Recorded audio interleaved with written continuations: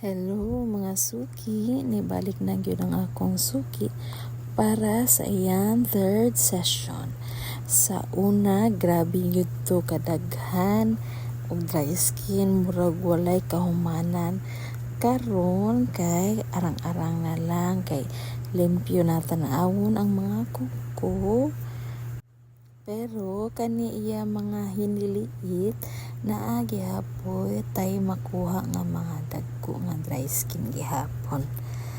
Pero di na same kadako sa una pagyud na kung balik og limpyo niya nga grabe jud kadagko.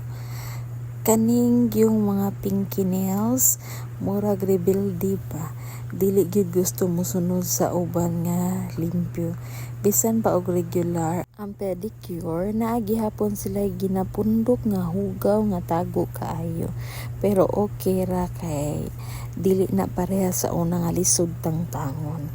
Mas dali na karon ang paglugit ug pagkudkod kay na maintain man ang tiil. Hinay-nayon lang nato para smooth ang ug walay samad. Ug makita ninyo nga bisan gamay ra ang makita sa babaw, dagko gihapon nga piraso ang makuha nato sa sulod. Human ani makita ninyo ang dako kayong kausaban. Limpyo, neat ug humok tan-awon ang kuko sa akong suki. Mao gyud ni ang power sa consistent nga pagpalimpyo.